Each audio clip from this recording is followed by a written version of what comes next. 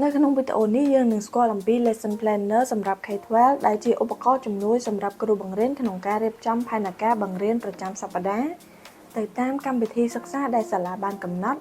និងអនុញ្ញាតឲ្យមានការតាមដានវត្តភាពនៃការបង្រៀនបានយ៉ាងងាយស្រួល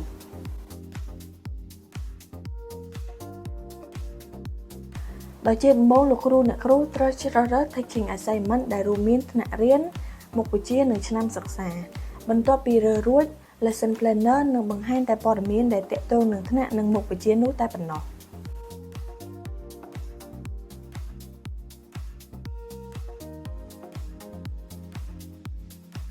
ដោយនៅខាងក្រោមនោះ Lesson Planner នឹងបង្ហាញជាទម្រង់ប្រចាំសប្តាហ៍ដែលអនុញ្ញាតឲ្យគ្រូបង្រៀន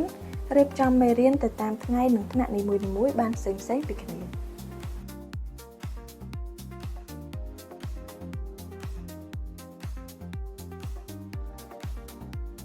នៅពេលដែលលោកគ្រូអ្នកគ្រូត្រូវការបង្កើតផែនការសម្រាប់បង្រៀនសូមចុចប៊ូតុង Add Lesson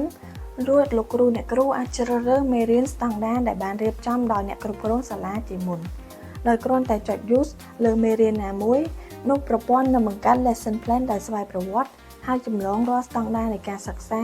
គោលបំណងនៃមេរៀននិងព័ត៌មានសំខាន់ៗដែលមានស្រាប់ការធ្វើបែបនេះនឹងកាត់បន្ថយពេលវេលារបស់លោកគ្រូអ្នកគ្រូក្នុងការបង្កើតផែនការមេរៀនដដែលៗច្រើនដង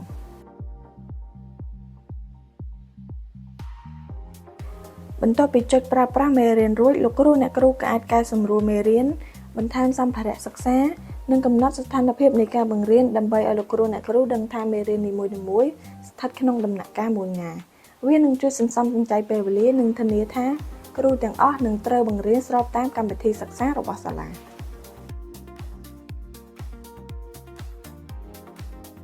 បន្ទាប់ពីនោះគ្រូបង្រៀនអាចចូលទៅកាន់ផ្ទាំងវិភាគវឌ្ឍភាពនៃមុខវិជ្ជាគ្រប់កម្រិតដើម្បីមើលពីវត្តភាពនៃការបង្រៀនផ្ទាំងនេះក៏បង្ហាញអំពីចំនួនមេរៀនដែលបានរៀបចំមេរៀនដែលបានបោះពុម្ពមេរៀនដែលបានបង្រៀននិងមេរៀនដែលនៅសល់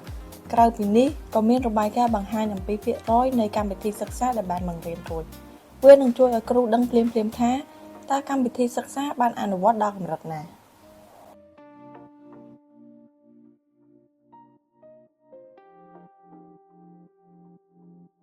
បន្ទាប់មកទៀតយើងនឹងចូលទៅកាន់ផ្ទាំងវិភាគវិសាលភាពនិងលំដាប់លំដោយទិដ្ឋភាពទូទៅនៃកម្មវិធីសិក្សាផ្នែកនេះបង្ហាញផែនទីទាំងមូលនៃកម្មវិធីសិក្សាដែលលោកគ្រូអ្នកគ្រូត្រូវបង្រៀនដោយលោកគ្រូអ្នកគ្រូអាចមើលអំពីយូនីតនីមួយៗផែនការមេរៀនស្តង់ដារនៃការសិក្សាចំនួនវគ្គសិក្សានិងកម្រិតនៃការគ្របដណ្ដប់កម្មវិធីសិក្សា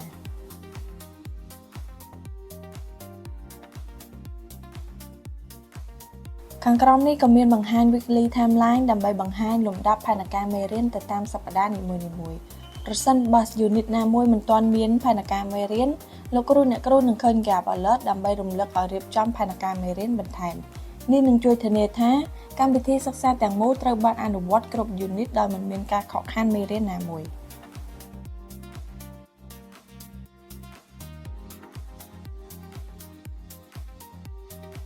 បន្ទាប់មកគ្រូបង្រៀនក៏អាចមើលផ្ទាំងរបាយការណ៍គ្រប់ដណ្ដប់នៃស្តង់ដារសិក្សា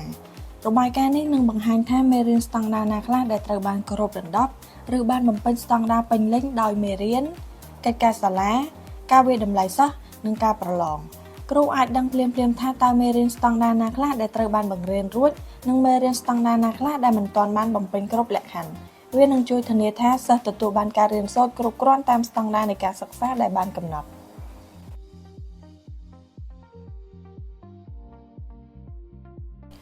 របាយការណ៍ចុងក្រោយគឺលោកគ្រូអ្នកគ្រូអាចមើលរបាយការណ៍កម្រិតសម្រាប់ស្តង់ដារសិក្សារបស់សិស្សរបាយការណ៍នេះនឹងប្រមូលលទ្ធផលអំពីកិច្ចការសាលារបស់សិស្សពិន្ទុប្រឡងតេស្តនិងពិន្ទុប្រឡងប្រចាំខែរបស់សិស្សរបាយការណ៍នេះនឹងបង្ហាញថាតើសិស្សមានកម្រិតសមត្ថភាពសម្រាប់មេរៀនបន្ទាប់បានដល់កម្រិតណាដូចនេះគ្រូអាចកំណត់សិស្សដែលនៅមានចំណុចខ្សោយហើយរៀបចំសកម្មភាពបន្ថែមដើម្បីជួយសិស្សឲ្យសម្រេចគោលដៅសិក្សាបានកាន់តែប្រសើរ